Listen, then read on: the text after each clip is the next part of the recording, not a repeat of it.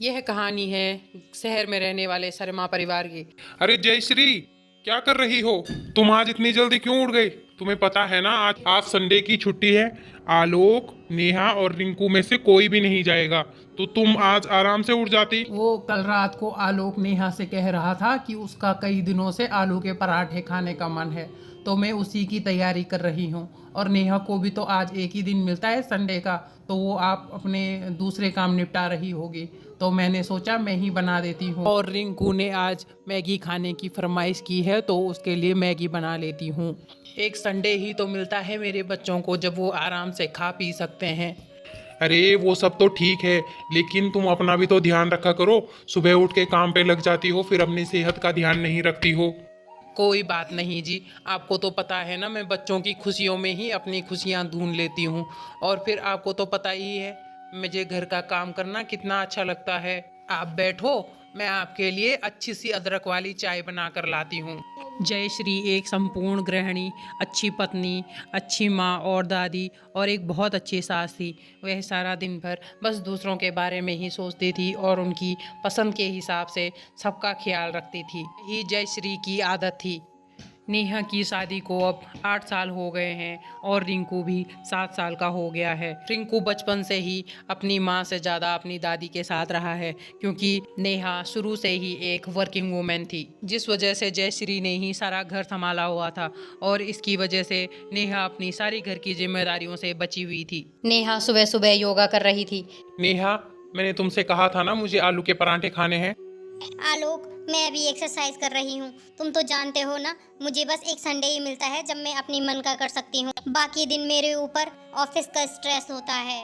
तुम माँ जी से कह दो ना प्लीज।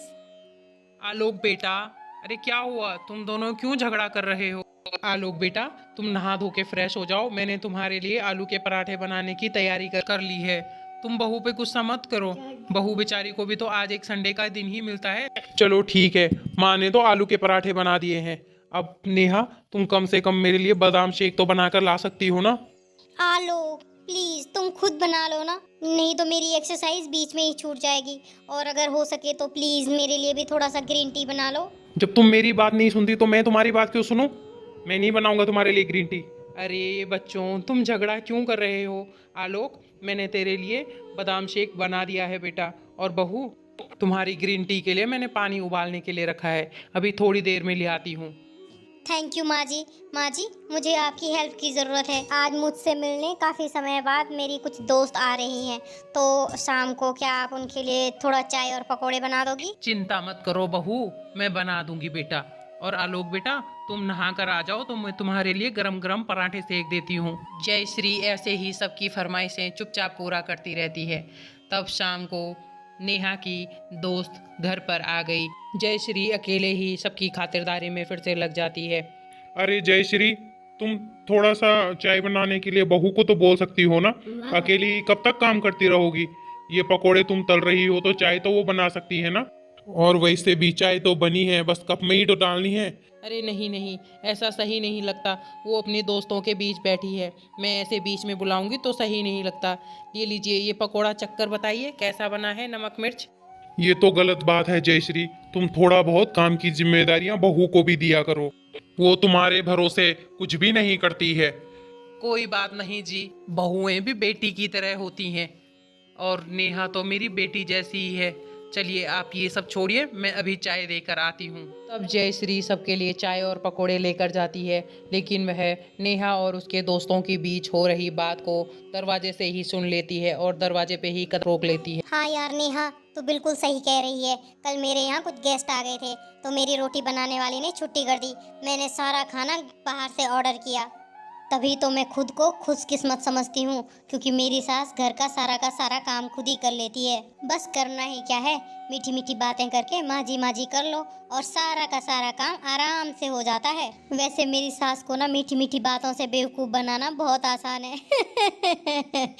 नेहा की ऐसी बातें सुनकर जयश्री को बहुत बुरा लगता है और वह अपने आंसू रोक नहीं पाती है, लेकिन जैसे तैसे वो ड्राइंग रूम के अंदर जाती है। अरे माँ जी, आप चाय ले आई?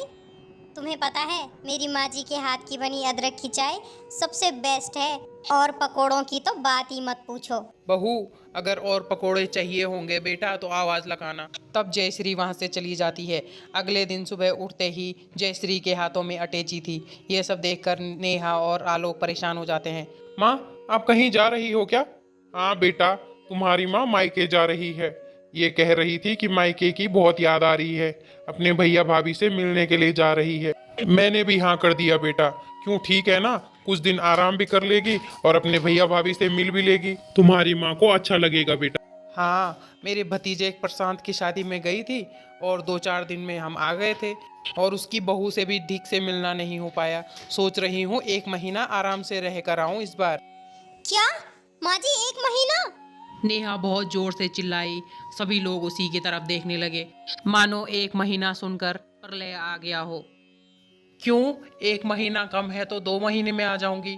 भैया भाभी कहते हैं कि 3-4 महीने यहीं रुक के जाओ। इस बार उनका मन भी रख लूंगी और वैसे भी आलोक की शादी के बाद यहाँ पे मेरा कुछ ज़्यादा काम नहीं है। चलो अब बस का टाइम हो रहा है, मैं चलती हूँ। नेहा, ये लो बेटा, ये रोज के कामों की लिस्ट है, तुम्हें काम करने में आसानी होगी। चलो जयश्री, मैं तुम्हें बस में बिठा आता हूँ। अपनी सास के ऐसे अचानक मायके चले जाने से नेहा बहुत ही ज़्यादा परेशान हो जाती है। नेहा के ऑफिस जाने का टाइम हो रहा था और उसके हाथ में काम की लिस्ट थी और रसोई में खाने के लिए कुछ भी नहीं बना था। ये सुबह उठकर दूध लेना, इस्त्री वाले से कपड़े लेना, राशन लाना, ये सब काम और इसके साथ साथ इतने सारे काम मैं कैसे करूँगी? हे भगवान, माँ जी ऐसे अचानक चली गई और इतना सारा घर का काम। मम्मा, जल्दी से नाश्ता दे दो, मुझे स्कूल के लिए देर हो रहा है। और आज दादी कहाँ है? दादी ने मेरा लंच बॉक्स भी नहीं दिया। और मुझे आज लंच बॉक्स में रोटी सब्जी देना। रिंकू को भी स्कूल के लिए देरी हो रही थी। आलोक, मैं ये सब कुछ कैसे करूँगी? मैं माँ जी के बिना कुछ नहीं कर सकती। मैं इतना सारा काम कैसे कर पाऊँगी अकेले? मुझे तो कुछ भी समझ में नहीं आ रहा है। आलोक नेहा को बहुत चुप कराता है लेकिन वो चुप नहीं होती है। नेहा, लगता है पापा आ गए हैं माँ को बस में बिठाकर। चलो अब तुम रोना बंद करो जल्दी। तब आलोक जैसे ही दरवाजा खोलता है वह चौंक जाता है। अरे माँ, आप तो मामा जी के घर। तो फिर क्या हो गया? वो तुम्हारी माँ बस में तो बैठ गई थी, लेकिन अचानक वो मुझसे बोली कि मैं ऐसे अचानक से मायके चले जाऊंगी तो फिर हमारी नेहा बहू कैसे सारा घर संभाल पाएगी, कैसे वो सारा घर का काम काज कर पाएगी। उसे तो बस घर की ही चिंता लगी हुई थी। और फिर तुम्हारी माँ लौट आई कि फिर कभी चली जाएगी। तब नेहा अपने आंसू पोंछकर अपनी सासू माँ को जोर से गले लगाती है। माँ जी, आपके बिना हम बहुत कमज़ोर हैं माँ जी। आप हमारे इस घर की नींव हो। आप मुझे छोड़कर यूँ अकेला मत जाना कभी माँ जी। अच्छा ठीक है, मुझे पता है तुम मेरे बिना कुछ नहीं कर सकती हो बहू, इसीलिए तो वापस आई हूँ। अब सामने से हटो, मुझे रिंकू बेटे के लिए रोटी और सब्जी बनानी है स्कूल के लिए। दादी, मुझे आज स्कूल नहीं जाना। मुझे आज सारा दिन आपके साथ खेलना है। ठीक है फिर पापा, आज हम सब लोग मॉल में घूमने चलते हैं और वहीं से लंच करके आएंगे। देखो भैया आलोक, इस घर की हेड तो तुम्हारी माँ है। जैसे वो कहेंगी मैं तो बिल्कुल वैसा ही करूँगा। हाँ माँ जी, मैं भी आज ऑफिस नहीं जा रही हूँ। मैं भी आज ऑफिस से छुट्टी ले रही हूँ। और आलोक सुनो, आज तुम भी ऑफिस नहीं जाओगे। अरे नहीं बेटा, आज सब लोग अपने कामों पे जाओ। अभी थोड़ी देर में काम वाली भी आ जाएगी और हम मॉल में घूमने के लिए संडे को जाएंगे। तब तक मैं तुम सबके लिए नाश्ता तैयार कर देती हूँ। माँ जी चलिए, मैं भी आपके साथ नाश्ता बनाने में मदद करती हूँ। अब नेहा अपनी सास की अहमियत समझ चुकी थी और साथ ही परिवार में बड़े बूढ़ों का साथ होना बहुत ज़रूरी है और साथ ही हम छोटों का कर्तव्य है कि उनका आदर सम्मान सदा यूं ही बना रहे। सीख, बड़ों का मान सम्मान बनाए रखना छोटों की जिम्मेदारी होती है। Like, comment, share and subscribe.